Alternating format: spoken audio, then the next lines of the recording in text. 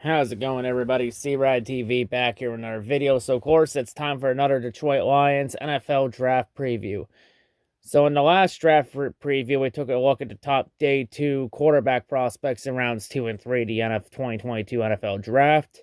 And in this part, we're going to take a look at the top wide receiver prospects in day 2 of the 2022 NFL draft. That's in rounds 2 and 3 of the draft, and see what interesting names should the Lions take a look at in terms of wide receiver talent, since wide receiver is still a big need on the Lions.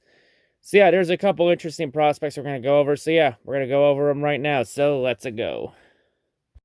So the first receiver we're going to go over here, hailing out of Alabama, standing 6 feet tall, weighing 195 pounds, we got John Matchy III. So for John Matchy, his strengths, he has a knack for working underneath and is extremely effective in the short, quick game. He likes to create space and pick up yardage in that manner. His football IQ is another great aspect of his game. Has high knowledge and processing speed, enabling him to manipulate matchups to his advantage. He is also very aggressive as a run blocker, and his ability will be admired by the coaches as well.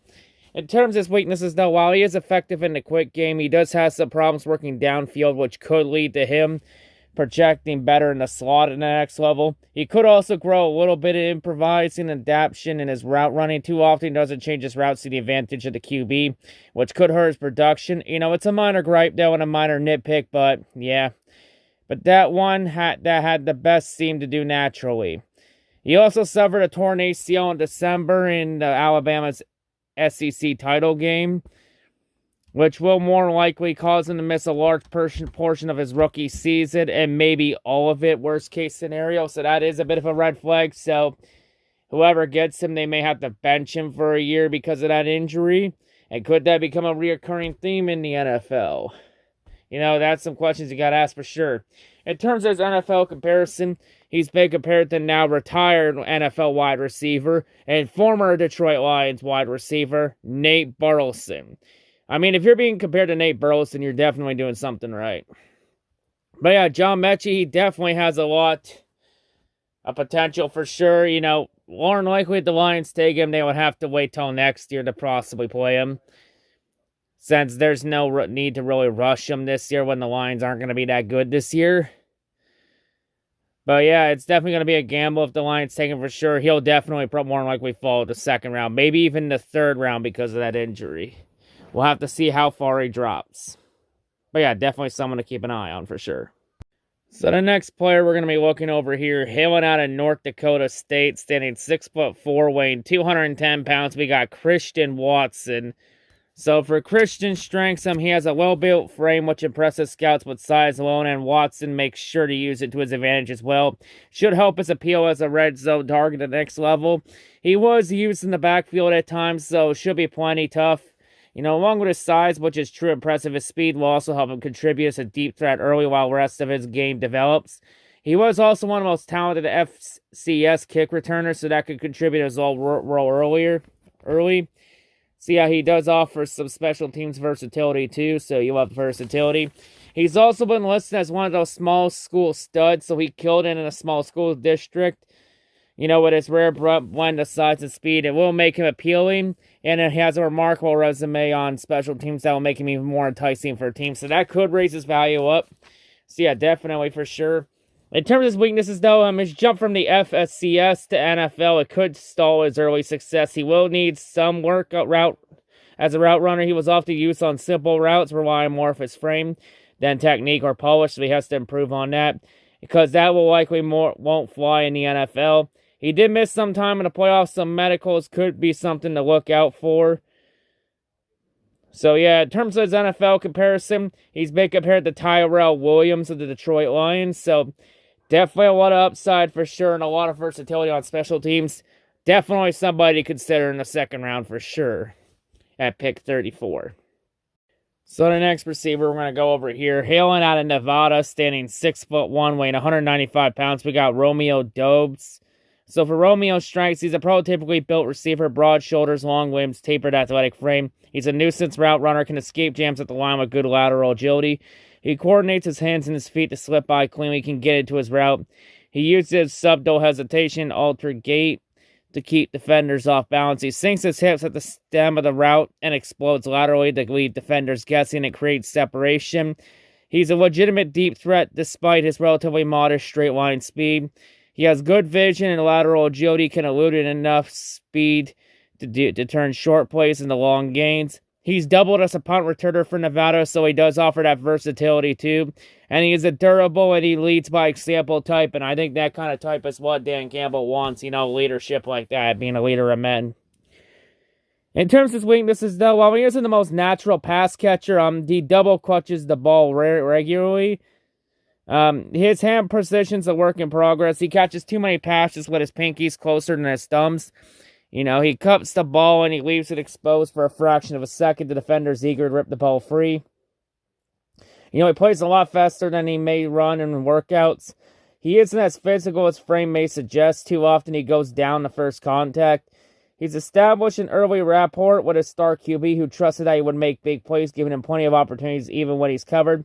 He will need time, though, in the NFL to develop a similar trust with his new passer. So whoever the new QB he is with, he's going to need some time to develop that trust. So yeah, a few nitpicks there. In terms of his NFL comparison, he's been compared to Marvin Jones of the Jacksonville Jaguars and formerly the Detroit Lions. So yeah, Romeo, he definitely has a lot of upside for sure. Few nitpicks to work on, but still, definitely someone to keep an eye on for sure.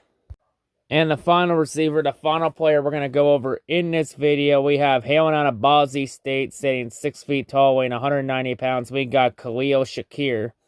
So for Khalil's strengths, he's highly versatile and he can line up as a flanker, inside slot in the backfield, so he can line up almost anywhere on the receiving line. Scrimmage, he has impressive initial quickness at the line of scrimmage, can gain freedom from press coverage, so he always matches up well against a press cover defense.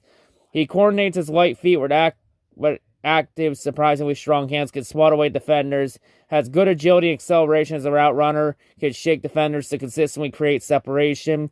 He keeps working as the play progresses. He's a quality receiver in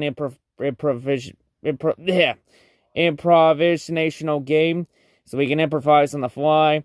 He adjusts on the fly, can come back to the ball. He can catch with his body instead of hands, but shows toughness after the catch. He's willing to lower his shoulders, can use his leg drive to finish plays, has good vision and courage in traffic, and he has experience returning punts and kickoffs. So he also offers versatility on special teams too. In terms of his weaknesses, though, his well-distributed muscular culture, but he has overall average size for the position. He's quicker than he is fast. He projects better inside than outside. If he's used outside, his average speed and size, it will be bottled by NFL competition. He played so many roles at Boise State that he could enter the NFL a bit raw as a route runner. Many receptions were on screen plays, dump-offs, and zone drags. He had too many double catches. And in terms of as a blocker, he's more of a pest than a punisher. So that could be something if you want to keep an eye on if they want to nitpick there. In terms of his NFL comparison, he's been compared to Deontay Johnson of the Pittsburgh Steelers. So has a lot of versatility, very productive, can be used anywhere on the line of scrimmage, except the offensive line, and he can be used as a special teamers too for kick and punt returns. So offers a lot of versatility. Definitely someone you want to keep an eye on for sure. But yeah, anyway, now we'll wrap up this NFL Detroit Lions draft preview for the 2022 NFL draft. So definitely a couple names to keep an eye on for sure. Some very talented receivers to keep an eye on for day 2 in the NFL draft. Some, a lot of names that offer a lot of versatility. So yeah, definitely a few names to keep an eye on for sure. Since the Lions still have a massive need at receiver, and they can dress it with either the Lions' 32nd pick or the 34th pick, or even one of the Lions' 2 third-round picks this year. Since the Lions also get a complimentary third-round pick. But yeah, still, a lot of names to keep on for sure, since his receiver class is pretty loaded and pretty deep. But yeah, anyway, that'll also wrap it up for the offensive day 2 draft preview. So yeah, next time we'll be going to the defensive side of the ball and taking a look at the top day 2 defensive lineman prospects in the draft. Since, it doesn't hurt to have another defender or two. But yeah, anyway, that'll wrap it up here. And that's all I'm going to say. And I'll see you all in whatever video I make next. Peace.